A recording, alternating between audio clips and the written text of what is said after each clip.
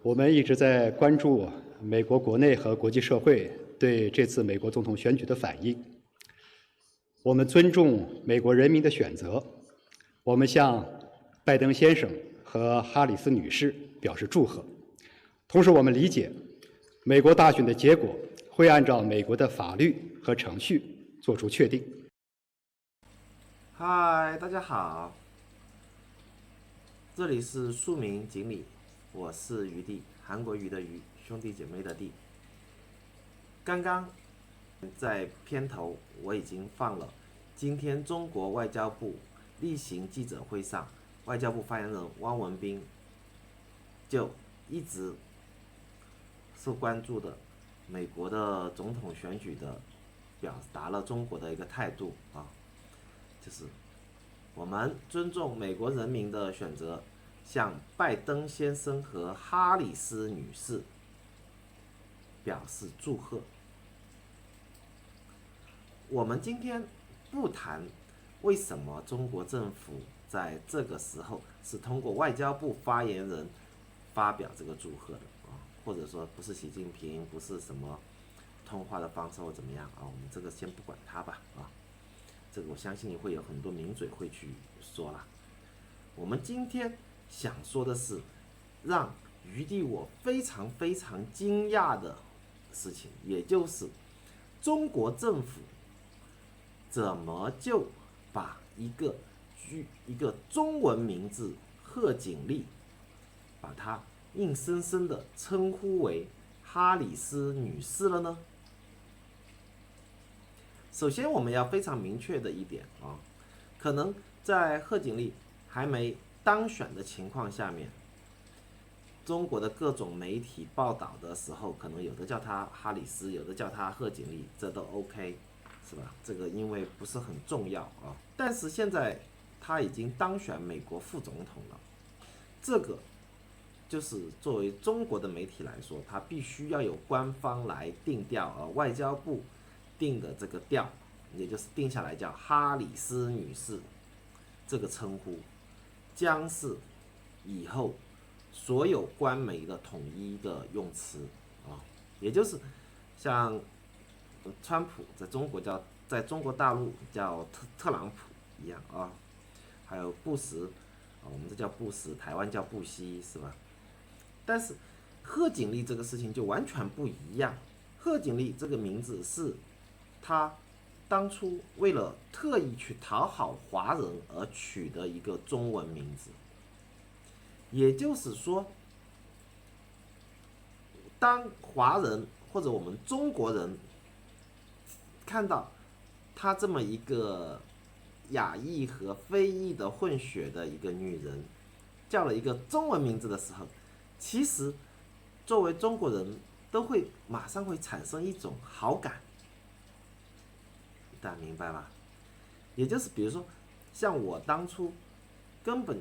第一次知道贺锦丽可能成为候选人副总统候选人的时候，我就对她挺好奇的。诶，这么一个，她是不是跟中国有什么渊源或者怎么样？她为什么要去叫一个中文名字？我就会特别关注她，是吧？包括民主党有那么多的副总统候选人可以去选择的时候，为什么会选择他？我也会希望他成为这个副总统的候选人，或者因为他有一个中文名字，这是会有一种天然的亲近感的。我相信外交部知道这个关系，但是呢，他又特意的用了一个非常有距离感的称呼，叫哈里斯女士，这就是中国政府要跟他保持一定的距离啊。我们可以看到，现在视频里放的就是印度，也就是贺锦丽的她母亲的一个老家，是吧？当地人知道贺锦丽当选为美国副总统的时候，印度他们老乡是多么的开心，是吧？这是一个很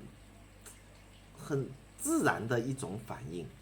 也就是当我们知道一个美国副总统他有一个叫一个中文名字的时候，我们也会特别的想亲近他，就像当初澳大利亚的总理陆克文是吧？我们以为他是一个华裔或怎么样，一看是白人，他居然怎么叫了一个中文名字，我们对他挺好奇的，同时内心会跟他拉近距离，是吧？对他会有一种好感，不管他做什么啊，这个先不管他。所以我就很好奇的是，为什么外交部明明是有这么一种可以拉近距离的一种非常好的机会的时候，却主动把它推开了，还放弃了用这么一个非常有距离感的哈里斯女士来称呼她，也就是以后中国官媒都会称她为哈里斯，而不是称她为贺锦丽。所以从这件事情我们可以看出很多微妙的东西。也就是说，首先我们先说前段时间我们看中国的官媒啊，好像首先第一点就是不管是对拜登的报道也好，还是对川普的报道也好，其实都是很平衡的，真的没有感觉出一丝倾向谁当选的那种感觉啊。当然说你可以解释说我们不押宝或怎么样，但是没有一种态度，包括很多自媒体，他出来的文章也是非常平衡的啊。反而呢，是最近这几天，拜登已经明确当选了之后，反而是很多的媒体，特别当然这些都是自媒体啊，不是官媒啊，就是说会对拜登也好，或者贺锦丽也好，他们对中国政府的一些不友善的一些倾向或者言论，会加大报道力度啊。也就是这个虽然叫自媒体了，但是给流量是平台了，平台是谁控制啊？就是党控制的嘛，对吧？所以这里就非常微妙。难道中国政府是更希望川普当选吗？余地我怎么越看越像，你们知道吗？就是无论川普当选还是现在的拜登当选，其实美国现在的一个反中是已经回不去了啊。无论谁上台都会反中啊，只是说如果川普当选，他会继续跟中国打贸易战，是以钱来讨价还价。其实这个对中国政府来说，对中共来说是最简单的一件事情。我很俗的一句话就是，能用钱摆平的事情都不是难事啊。但是呢，拜登当选，也就是民主党上来了之后呢，他其实更擅长是会搞那种意识形态型的东西，这个才是中共或者叫北京政府头疼的事，真的。而且因为这个意识形态，它可以联合很多的国家来搞对立啊，而且是玩虚的，不是玩实的。因为意识形态这个东西玩虚的时候才可怕，是吧？不知道哪一天这个雷就爆出来了啊！所以从今天这个发言人称贺锦丽为哈里斯的这个谈话，我们似乎感觉到中国政府其实对拜登和贺锦丽其实并不友好啊，或者说对他的好感度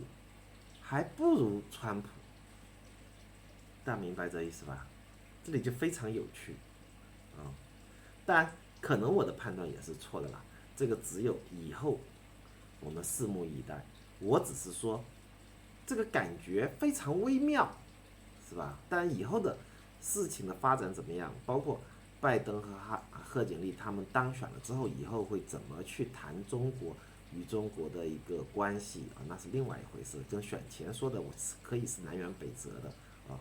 那我想说那些反中集团啊，像郭文贵啊、黎智英啊这些大纪元啊，是吧？你们这么铁杆的去支持川普，其实中共、北京政府、习近平，或许他们内心当中也是希望川普当选，你们在帮谁呀？我就感觉挺好笑的，你们知道吗？你们真的不懂我们习大大的心啊！其实作为中共，他其实对于拜登当选也好，还是川普当选都没得选择。现在我看我们的中国的官媒的一些东西，最好笑的就是必须不能让这种民主的意识、民主选举的方式，让中国人感觉是有好感的，必须要抹黑它，必须要中国人看到啊，民主选举多混乱，民主选举多么的腐败，是吧？多么的低效，是吧？就是这个才是这次选举中共政府需要传达给中国人看的啊，这样你们才会拥护社会主义制度啊，这才是好玩的。至于你们谁当选，其实我们习大大一点都不关心，反正谁来了都一样，反正都是要吵架，是吧？只是吵的方式不一样而已啊。只是说可惜了，贺锦丽取得这么一个中文名字，本来有一个非常好的一个拉近距离的机会，就这么被中国外交部给活生生的给拒绝了，挡开了，啊，挺可惜的啦，啊，好吧，今天因为临时觉得这件事情挺好笑的，所以就跟发个视频跟大家聊一下。如果你喜欢的话，就点赞订阅我们树民锦鲤哈，再见。